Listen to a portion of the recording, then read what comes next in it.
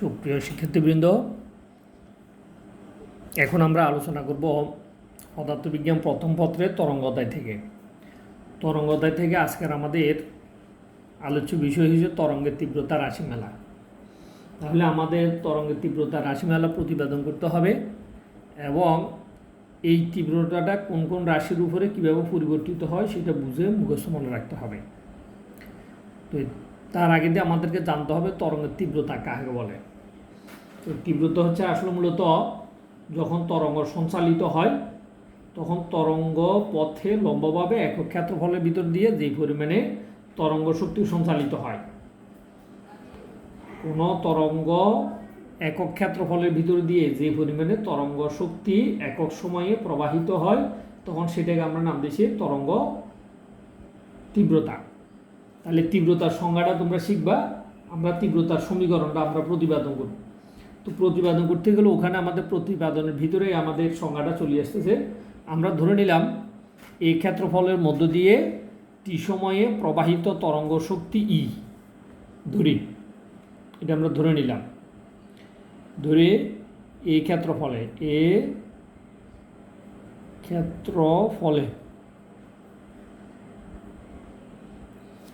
টি সময়ে প্রবাহিত তরঙ্গ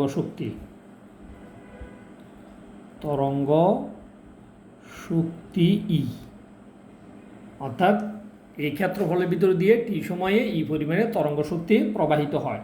তাহলে একক ক্ষেত্রফলে একক সময়ে প্রবাহিত তরঙ্গ শক্তি কত হবে? ই বাই এ গুণন টি। তাহলে আমরা এটাকে নাম দিয়েছি কি, একক ক্ষেত্রফলে একক সময়ে যে পরিমাণে তরঙ্গ শক্তি সঞ্চালিত হয় বা প্রবাহিত হয় ওই পরিমাণে তরঙ্গ শক্তিকে আমরা নাম দিয়েছি কি, তরঙ্গের তীব্রতা। তাহলে এটাই হচ্ছে কি তীব্রতা আই। তীব্রতাকে আমরা আই দ্বারা প্রকাশ করি, আই সমান ই ডিভাইডেড বাই এ গুণন টি। তাহলে আমার সংজ্ঞাটা এখানে ভিতরে আছে। আমি এই জিনিসটা যদি বুঝে মুখস্থ মনে রাখি তাহলে এখান থেকে আমি তরঙ্গের তীব্রতার ডেফিনিশন দিতে পারি। একক ক্ষেত্রফলে একক সময়ে যে পরিমাণে তরঙ্গ শক্তি তরঙ্গ প্রবাহের দিকের সাথে সঞ্চালিত হয় লম্বভাবে ওই পরিমাণে তরঙ্গ শক্তিকে আমরা নাম দিয়েছি ওই তরঙ্গের তীব্রতা। তো এই তীব্রতার একটা একক আছে, একক আমরা এখানে ই হচ্ছে তরঙ্গ শক্তির একক জুল, এখানে ক্ষেত্রফলের একক আছে কি বর্গমিটার, আর সময়ের একক হচ্ছে সেকেন্ড। তাহলে আমরা বলতে পারি joule per second per metre square.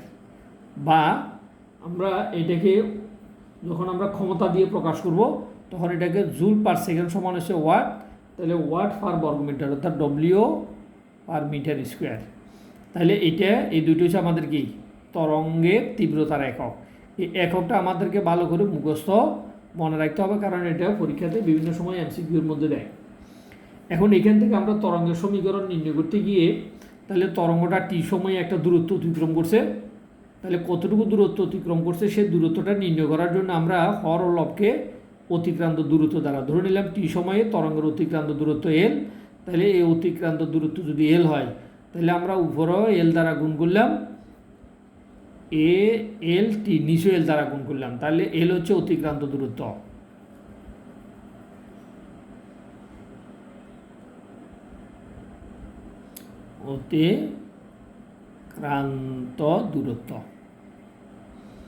তাহলে তরঙ্গের অতিক্রান্ত দূরত্বকে আমরা এল দ্বারা প্রকাশ করছি।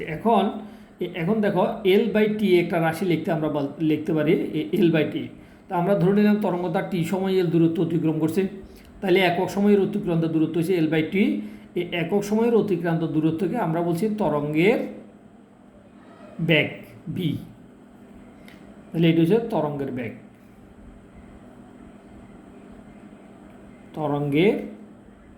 অর্থাৎ 100 সময়ের অতিক্রান্ত দূরত্ব। তাহলে এল বাই টি সমান ভি। তাহলে এখান থেকে আমরা এল বাই টি একটা রাশি আলাদা করে তার মান আমরা বসাইতে পারি। তার মান আমরা কত পাবো? এল বাই টি সমান যদি আমরা ভি বসাই তাহলে এখানে একটা ভি আসবে আর নিচে বাকি আছে কত? এ গুণন এল। তাহলে আমরা যদি বলি তরঙ্গ এল এতটুকু দূরত্ব অতিক্রম করছে, মানে এতটুকু দৈর্ঘ্যের মধ্যে তরঙ্গ অবস্থান করছে, ওই তরঙ্গটা যতটুকু ক্ষেত্রফলের মধ্যে আছে এই ক্ষেত্রফল, তাহলে এ গুণন এল সমান হচ্ছে আয়তন, তাহলে এ গুণন এল অর্থাৎ ক্ষেত্রফল গুণন দৈর্ঘ্য, দুইটা মাত্রা আর একটা মাত্রা গুণ করলে আয়তন পাওয়া যায়। এটি হচ্ছে ভি, এটাকে আমরা ক্যাপিটাল ভি বললাম, এটি হচ্ছে তরঙ্গের আয়তন, অর্থাৎ তরঙ্গ যতটুকু স্থান দখল করছে তরঙ্গের আয়তন। এখন তাহলে আমরা মান বসাইতে পারি, এখান থেকে যদি আমরা মান বসাই তাহলে আই সমান আমরা পাইতেছি কত ই, এইটা হচ্ছে স্মল বি আর এইটা হচ্ছে তোমার ক্যাপিটাল বি, তাহলে E V divide by V, এটা হচ্ছে আমাদের তরঙ্গের কি, এইটা একটা রাশিমেলার তরঙ্গের আমরা বলতে পারি।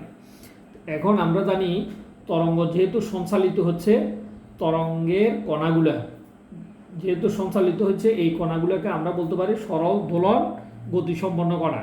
তা আমরা জানি সরল দোলন গতিসম্পন্ন কোনো কণার যে কোনো বিন্দুতে তার বিভব শক্তি আছে, যে কোনো বিন্দুতে তার গতিশক্তি আছে, তার মোট শক্তি আছে। তো আমরা জানি সর্বাধিক বিস্তারে, যেহেতু এটি সরল সঞ্চিত কণা, সর্বাধিক বিস্তারে তার সকল শক্তি বিভব শক্তি, মোট শক্তিটাও বিভব শক্তি। আবার সর্বনিম্ন বিস্তারে তার সকল শক্তি গতিশক্তি, তাহলে মোট শক্তিটাও গতিশক্তি। তাহলে আমরা বলতে পারি তরঙ্গটা যখন সঞ্চালিত হয় তরঙ্গের সর্বোচ্চ গতিশক্তি, তরঙ্গের সর্বোচ্চ মোট শক্তি নেই, সর্বোচ্চ গতিশক্তি, তখন সকল শক্তিতেই যখন সাম্য অবস্থানে থাকবে তখন তার সকল শক্তি গতিশক্তি হিসাবে থাকবে। তরঙ্গের সর্বোচ্চ গতিশক্তি ই সমান আমরা লিখতে পারি ই সমান half M B max square, অর্থাৎ তখন যখন তার গতিশক্তি সর্বোচ্চ হবে তখন তার ব্যাগটা কী হবে, সর্বোচ্চ হবে। ব্যাগ যখন সর্বোচ্চ হবে তখন তার গতিশক্তি সর্বোচ্চ হবে। তো এখান থেকে আমরা গতিশক্তির এই রাশিমালাকে আমরা কিছুটা পরিবর্তন করে এটার সাথে কৌণিক ব্যাগের সাথে সম্পর্ক তৈরি করতে পারি। দেখো হাফ এম, আমরা জানি ভি ম্যাক্স, এই পর্যাবৃত্ত গতির মধ্যে আমরা অন্য অধ্যায়ের মধ্যে, যদি অধ্যায়টা এখনও তোমাদের পড়া হয় নাই, ওখানে আমরা তরঙ্গের কৌণিক ব্যাসার্ধ, কৌণিক ব্যাগ রৈখিক ব্যাগের মধ্যে আমাদের একটা সম্পর্ক আছে। তো কৌণিক ব্যাগ রৈখিক ব্যাগের মধ্যে সম্পর্ক হচ্ছে রৈখিক ব্যাগ ভি, যখন আমরা বলবো বি ম্যাক্স, তাহলে তরঙ্গের ক্ষেত্রে তখন কৌণিক ব্যাগ হচ্ছে ওমেগা আর তরঙ্গের বিস্তার হচ্ছে এ, অর্থাৎ তরঙ্গটা যে বিস্তারের মধ্যে কাঁপতেছে, এই বিস্তারটাই আমাদের ব্যাসার্ধ হিসাবে, যেহেতু তরঙ্গ গোলীয় হয় তাহলে এই বিস্তারটাই হচ্ছে তার কি ব্যাসার্ধ। তাহলে কৌণিক ব্যাগ ব্যাসার্ধ গুণ করলে রৈখিক ব্যাগ পাওয়া যায়, তাহলে বি ম্যাক্সের মান। তো এখন এই বি ম্যাক্সের মান ওমেগা এ, এখানে যদি আমরা মান বসাই দিই তাহলে এখানে আমরা পাবো ওমেগা স্কোয়ার এ স্কোয়ার, এই রাশিটা আমরা পাবো। তাহলে ই এর এই মান আমরা এটাকে আমরা 1 নম্বর সমীকরণ দিলাম, এই 1 নং সমীকরণ থেকে আমরা পাই। তাহলে 1 নং থেকে আমরা কী পাচ্ছি দেখো, আই সমান ই এর মান হচ্ছে কত, half m omega square B. এরপরে নিচে আছে আমাদের কত, ক্যাপিটাল বি। এখন এখান থেকে আমরা জানি ভি আয়তনের তরঙ্গের ভর হয়েছে এম, তাহলে একক আয়তনের তরঙ্গের ভরকে আমরা নাম দিচ্ছি তরঙ্গের ঘনত্ব, তাহলে তরঙ্গ ঘনত্ব রো, তাহলে তরঙ্গ ঘনত্ব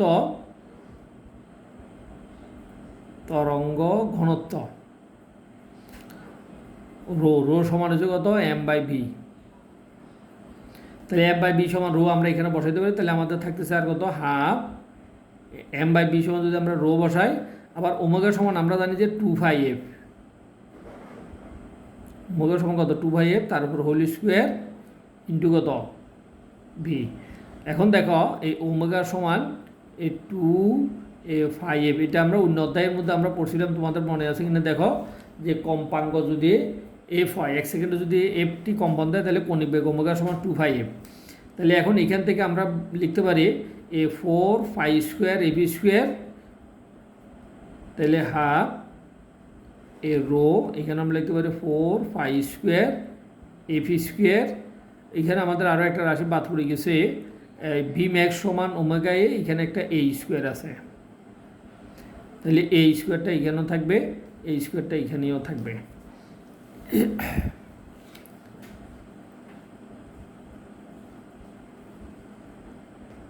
তাহলে আমরা এখান থেকে এবার কী পাচ্ছি দেখো, তাহলে এই 2 কাটা দিলে আমরা পাচ্ছি 2π square rho B F square A square. তাহলে এটা হচ্ছে আমাদের তরঙ্গের তীব্রতা চূড়ান্ত রাশিমালা। তাহলে এইটাও তরঙ্গের তীব্রতা রাশিমালা, এইটাও তরঙ্গের তীব্রতার কি রাশিমালা, এইটাও তরঙ্গের তীব্রতার রাশিমালা, এইটাও তরঙ্গের তীব্রতার রাশিমালা। এখন তুমি কোন সমীকরণ দিয়ে করবা এটা নির্ভর করবে তোমার উদ্দীপকটা কীরকম করে দিচ্ছে, ও উদ্দীপকের উপরে এগুলো সবগুলো নির্ভর করবে। তাহলে এখন এখান থেকে আমরা যে জিনিসটা পাচ্ছি, যেটা আমাদেরকে বুঝে ভালো করে মুখস্থ মনে রাখতে হবে, সেটা হচ্ছে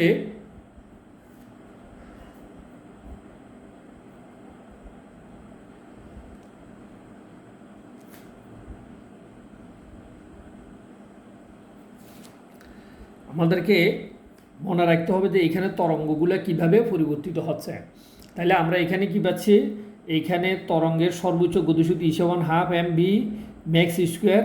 কারণ আমরা জানি তরঙ্গের যে কোনো অবস্থানে সাম্য অবস্থান সকল শক্তি গতিশক্তি, তখন সেই গতিশক্তি ই এর মানটা আমরা এই সমীকরণে বসাইছি। এই সমীকরণে বসানোর পরে ই এর মানের মধ্যে আবার আমরা ভি এর মানটা বসাইছি। কীভাবে? কণিক ব্যাগের সাথে রৈখিক ব্যাগের একটা গিয়েছে সম্পর্ক আছে। কণিক ব্যাগ রৈখিক ব্যাগের সম্পর্ক থেকে আমরা পাইছি বি ম্যাক্স সমান ওমেগা এ।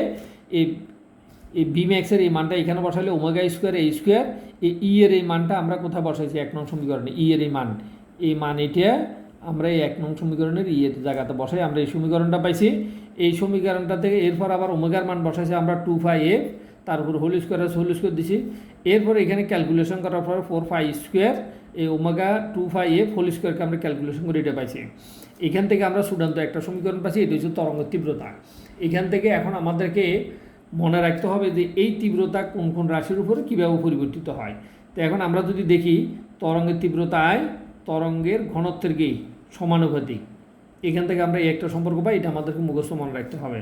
তরঙ্গের তীব্রতা তরঙ্গ বেগের সমানুপাতিক, তার মানে তরঙ্গ বেগ যত বাড়বে তরঙ্গের তীব্রতাও তত কি বাড়বে, এটা আমাদেরকে মুখস্থ মনে রাখতে হবে। এরপরে তরঙ্গের তীব্রতায় তরঙ্গের কম্পাঙ্কের বর্গের সাথে সমানুপাতিক, অর্থাৎ কম্পাঙ্ক যত বাড়বে বর্গ অনুসারে তার তরঙ্গের তীব্রতাও বাড়বে। আবার তরঙ্গের তীব্রতা আয় তরঙ্গের বিস্তারের বর্গের সাথে সমানুপাতিক। তাহলে এগুলো প্রত্যেকটা সম্পর্ক আমাদেরকে একদম বুঝে মুখস্থ মনে রাখতে হবে।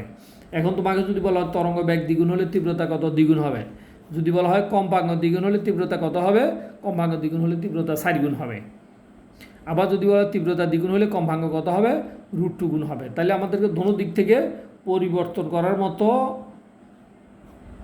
জ্ঞান তথ্য আমাদের কাছে থাকতে হবে। ধন্যবাদ সবাইকে, খোদা হাফেজ।